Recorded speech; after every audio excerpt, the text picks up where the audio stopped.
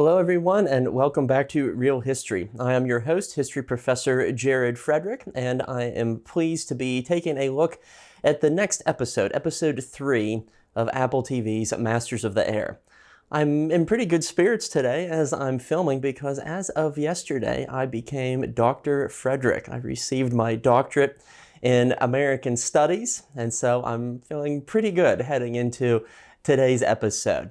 Although I will say my happiness is slightly muted due to the fact that I know we're going to be getting into some very somber subject matter in this episode as the 100th Bomb Group heads into the infamous Regensburg mission. As I said at the outset of episode 1, not all of these characters are going to survive the series, and sensing that this is going to be a especially rough one during the Regensburg mission, if you haven't seen this episode yet, you perhaps might want to watch it in person before proceeding through with this episode of Real History. So there is your spoiler alert. So let's cut right to the chase and see how Apple TV fares in this episode of Masters of the Air. It's the largest air armada ever assembled in the history of mankind.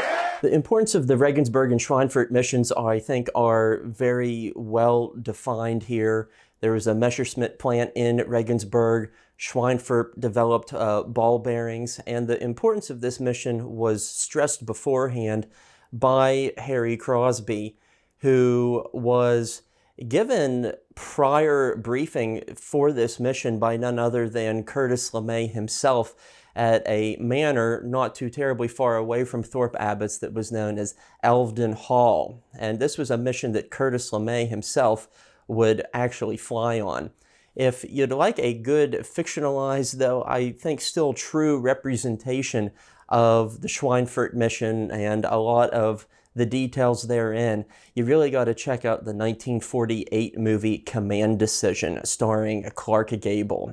This is a really good classic that dwells upon the burden of command that I think shares a lot of thematic similarity with this series. The likes of Frank Murphy of the 100th Bomb Group was likewise given slightly advance notice of this shuttle mission to Regensburg, and this is what he had to say of that in his memoir, which is entitled Luck of the Draw. He noted, in the early evening hours of the following day, on August 16, 1943, all crews of the 100th were placed on alert with a curious set of instructions. In addition to our flying gear, we were told to pack a blanket, a summer uniform, and sufficient underwear and toilet articles to last us several days. We were also told to expect to receive an early wake-up call the next morning. Something very unusual was afoot. And now is some time for some show and tell. I have here with me an aviator bag, very much like the type that Frank Murphy was describing in his text. Articles to be stowed away in this bag might include your flak equipment, your helmet, things that were necessary for your very survival while you were on missions. But perhaps on this one, because it was going to be a longer one, perhaps you might take a second bag with you. As we see these foggy shots on base, I'm reminded of some of the first-hand accounts that I cited in my book, Dispatches of D-Day, which highlighted the prevailing and negative attitudes that American airmen had about English weather. And among the observers to this attitude was none other than the reporter Ernie Pyle. And this is what he had to say on the issue prior to a mission on an English base. It's dark and cloudy and rainy most of the time, and it changes like lightning, he noted. The pilots said that sometimes they would start to take off, and on the other end of the runway would close in before they got there. How those mighty air fleets ever operated at all is a modern miracle. The New York Times agreed with this assessment, noting, "Weather has been one of the great handicaps with which Allied flyers have had to contend." Their missions continued, but many of them dropped bombs blindly into soupy clouds below. There was a sergeant by the name of J.W. Collins who offered an equally blunt assessment when he said, "Annual weather report. Spring came to London on Sunday this year and left that same day. Through the great spaces of the sky, be with them traversing the air in darkening storms or sunshine fair. At Thorpe Abbot's, there were at least two chaplains that I know of. There was Glenn Teska, who was the Protestant chaplain, and then there was Aloysius Phillips, who was the Catholic chaplain. And a lot of bases would also have a Jewish chaplain as well. They would cover those three major denominations in these various units. Something that chaplains on these bases often noticed is that airmen became more religious once they were overseas. One of them noted that perhaps at stateside posts and bases, perhaps 1 out of every 10 airmen would go to religious services on the weekends, but once they got to England, that number jumped to 1/3 of service members started going to services. And so the notion that you were near to death and you needed to prepare yourself accordingly from an emotional and spiritual standpoint, this was something that chaplains such as the one seen here most definitely noted. And as Teska also admitted in a newspaper article of the time period, he went from plane to plane before every mission to offer counsel and comfort to anybody who wanted it. We're in a flying fortress.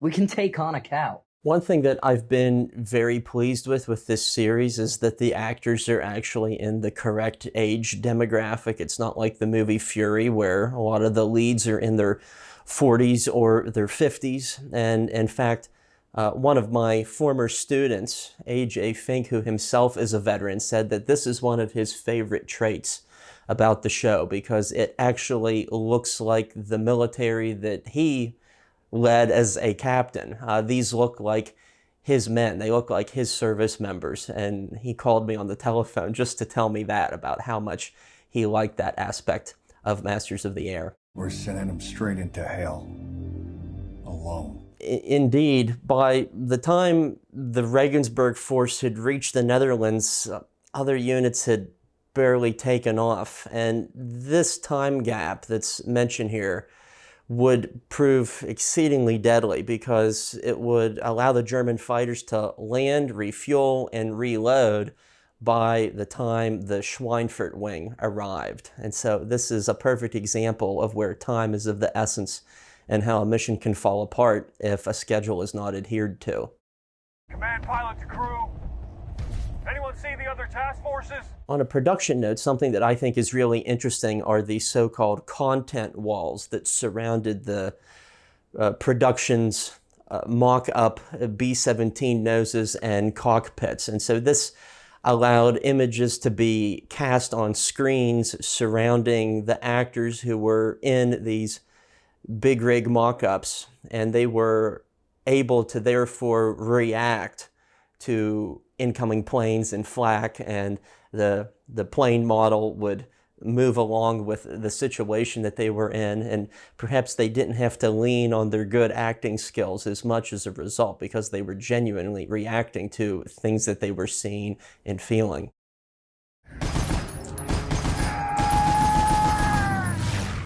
In his book, A Wing and a Prayer, Harry Crosby underscores the terror and the realization that was felt when the Luftwaffe finally arrived. And he noted, "All I know is that on August 17th, 1943, the 100th got it. Tail End Charlie had changed from the best position to the worst. Something had happened to our escort. There wasn't a single P-47, the Thunderbolt, in sight. 3 minutes later, it seemed that the whole Luftwaffe was buzzing around us. Gaggles of Me-109s and FW-190s came up behind us, paused for an instant, and then slid up and under us. 8 arcs of our 50 caliber tracers and their 20mm cannon fire scorched the sky. Beams of horror threaded our formation."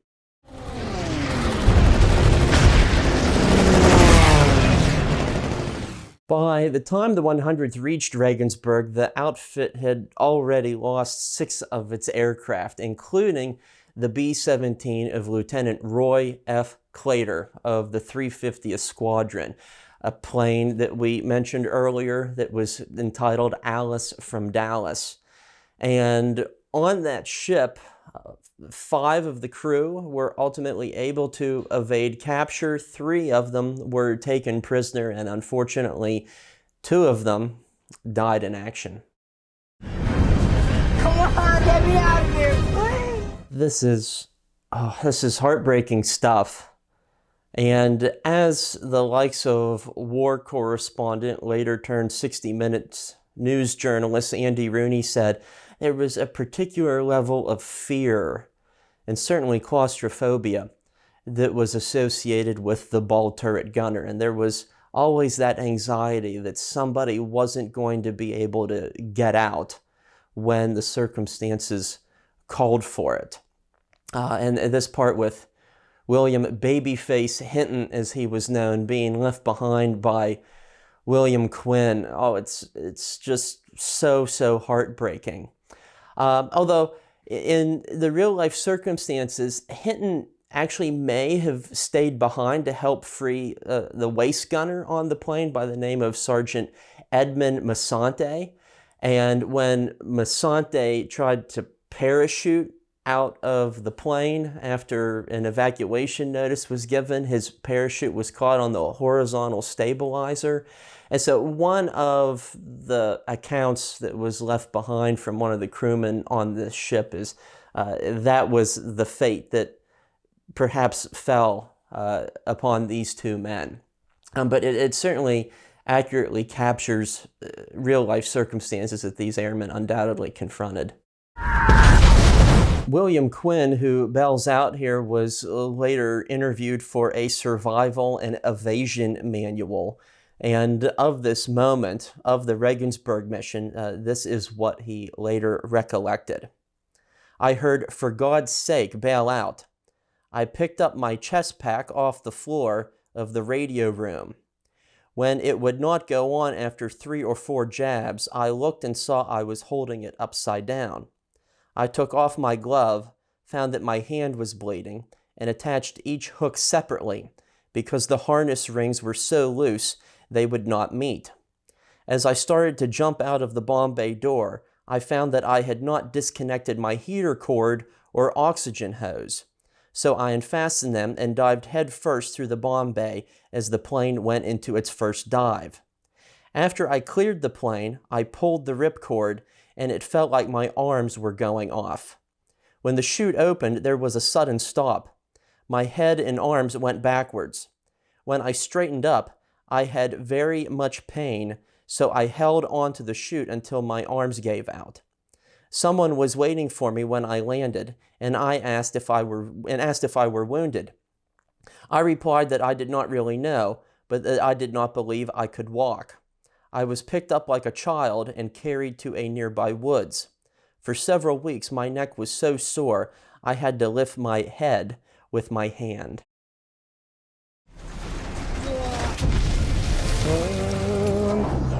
I know it's gonna happen.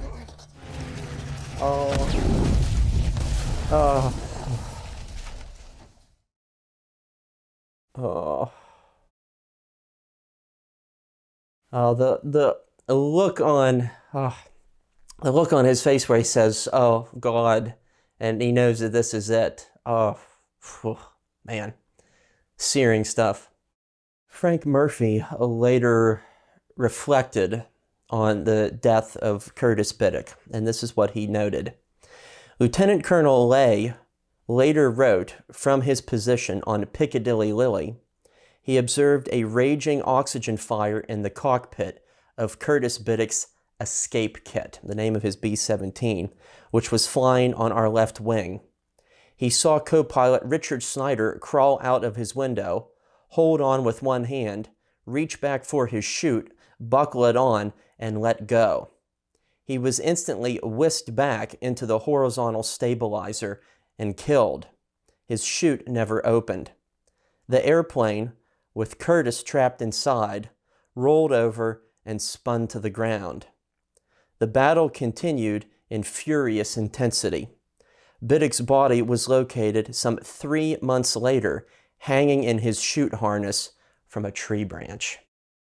Naturally, I think one of the surprising things and shocking things about this series is that you have major characters who are dying off a third of the way into the series. And in that regard, it's very unlike its two World War II predecessor miniseries.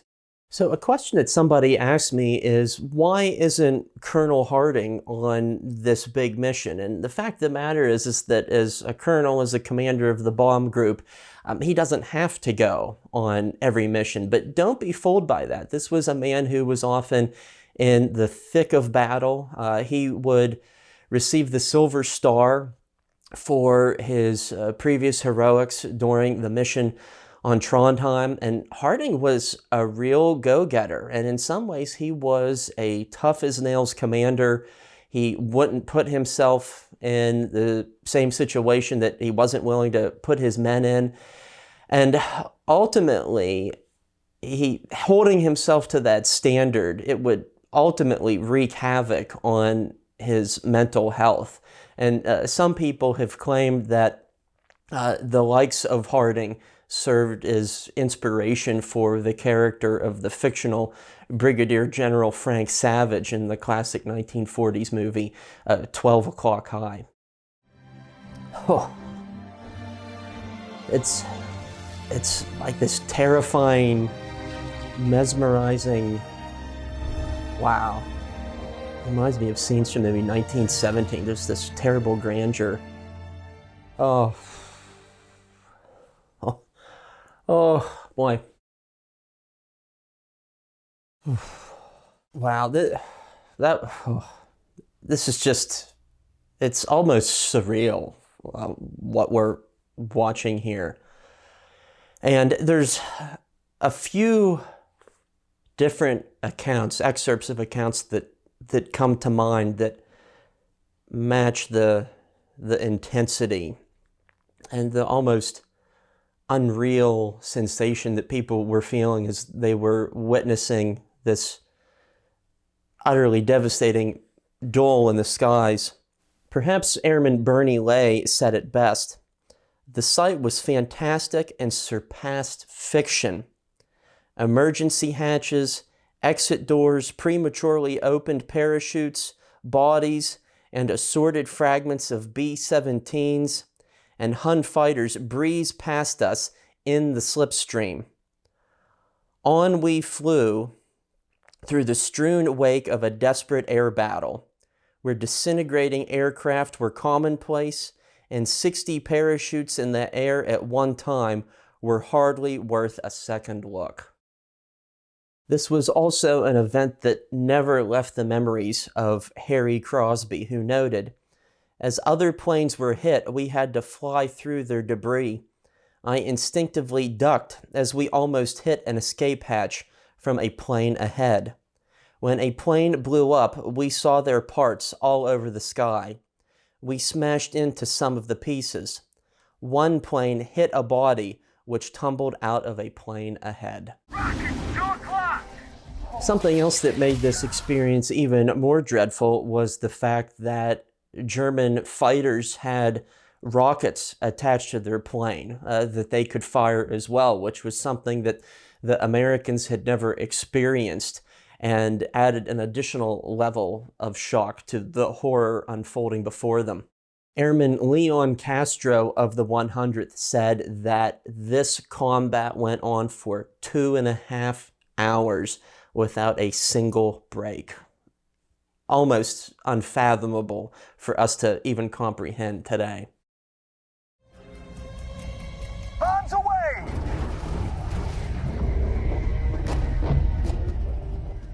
This is such a good recreation. This is the best representation of a target being struck that I have ever seen. It almost looks like archival footage that's been colorized really well to an extent. And they even got the details of what the target looked like. I have seen the aerial photos and the contours of the land and the urban industrial geography. It is spot on. They really did their homework for this episode. Crosby said that this style of combat, it seemed like it would never end. And it was Charlie Villa, the tail gunner, in Crosby's plane that saw Biddick's B-17 go down. And at that moment, Crosby realized that one of the original members of the group and also one of the most beloved officers of the outfit would likely never be seen again. Absolutely heart-wrenching moment for this guy. Looks like Van Noy's gonna ditch in the water. So here we see the B-17 that belonged to Lieutenant Glenn Van Noy, which was entitled "Oh Nausea" with an exclamation point on the end, ditch into the Mediterranean. And it ditched into the Mediterranean because it had run out of fuel. And as a result, Van Noy would spend the next 2 years as a prisoner of war. Even if this part with Quinn is a little bit of condensed and compacted, the question by the resistance leader of which do you choose, surrender or escape, is a very real and profound question that airmen had to accept because at that moment, a lot of them finally came to the realization that European civilians on the ground had been waging their own wars for 3 or 4 years by this point. It was a very different type of war from that the airmen over the skies of Europe were fighting. So I'll be really interested to see how these stories of evasion and survival and capture play out as the series progresses. 12 o'clock. Change. Curtis LeMay had warned his airmen that finding a landing strip in the desert without a radio, no less, could be an almost near impossible thing. And so the aviators, and specifically the navigators, were told to find features in the land to lead them to their airstrip in North Africa. And in the case of this particular mission, they were told to find the distinct geographic features of Constantine, take a turn there, find railroad tracks, and then the railroad tracks would lead you to the base. And then, of course, the hope was that sand wouldn't have blown over the railroad tracks and you wouldn't get further lost in the desert. It's a big roll of the dice here.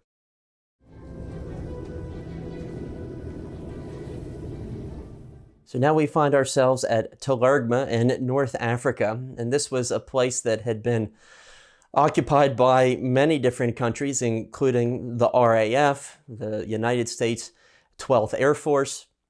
But when our beleaguered men of the 100th Bomb Group arrived there, they find that they were lacking in almost every conceivable way, and overall, the logistics and the frameworks of the so-called shuttle missions were nightmarish and not very effective in the broad scheme of things, hence why they were rarely done thereafter this.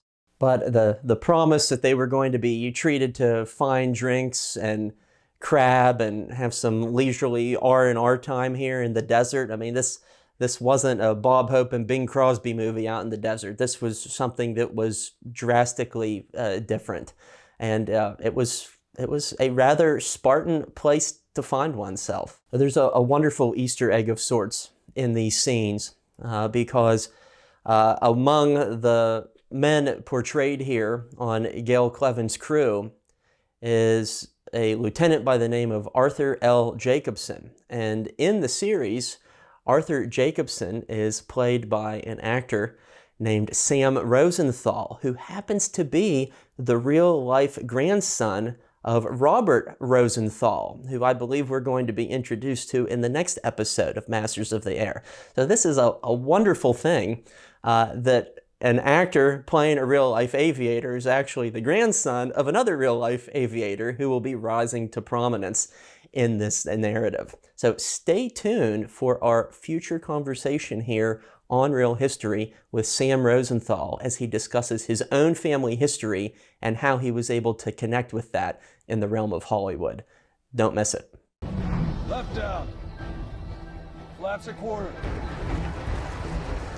All of this underscores the absolutely excellent aviator skills of Gail Cleven. He did indeed tell his co-pilot to stay put after the nose of their B-17 was ripped off by a burst of 20 millimeter fire.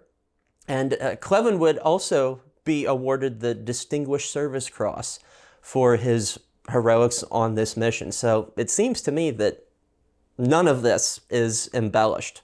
What we see here is, I think, a very close representation to what actually happened that day. Who is it? Norman Smith. As we see the eviscerated radio operator Norman Smith being taken from the aircraft, it's a good moment to reflect upon what this mission did and didn't do. The bombing of Regensburg itself was quite effective.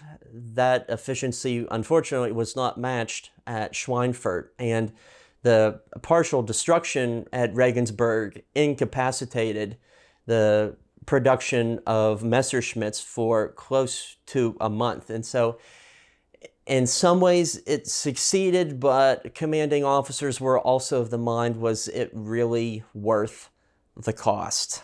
And a lot of them firmly believed that that answer was no. As we start to wrap things up, I think it's entirely fitting to once again share the words of Frank Murphy. Once he and his men arrived in Africa, he truly began to absorb the scene around him and what it meant. The inside of Mugwump, the plane, looked the same as any B-17 did after every other long mission. Hundreds of empty shells in the nose and waist of the fuselage clanked underfoot, where they mingled with discarded chewing gum wrappers, crumpled chocolate wrappers, crusts of sandwiches, and empty waxed boxes of emergency D rations. The noise from the mission we had just completed was still ringing in our ears. I could still hear our 50 caliber machine guns, smell of cordite, and the seemingly never-ending attacks by the German fighters, the tracers crisscrossing the sky, and those time-fused 20mm cannon shells exploding all around us. Even though we had landed safely, I could still not easily get over the sickening feeling of gnawing desperation that the German fighters would never stop coming, and there was nothing anyone could do about it. I will never forget the feeling of cold perspiration inside my heavy flight gear, and the personification of fear and frustration in the eyes of Augie Gaspar and John Egan. And wow, I think that just sums up this phased sense of fatigue that these men were feeling once they finally reached these desolate regions of North Africa. Wow, this was an incredibly well done episode, and I spoke with my brother Mark, who's a filmmaker and is now working with us here on Real History and helping to edit these episodes together. And we both admitted to each other, we teared up a little bit during this episode. And there's a level of emotional investment in the characters that we feel in this episode that perhaps we only felt in a more subtle way in the previous two. And wow, this was just a really good episode. Both high marks on historical accuracy and storytelling. And even though this was a rough one to get through, I really look forward to see where the story takes us from here on out.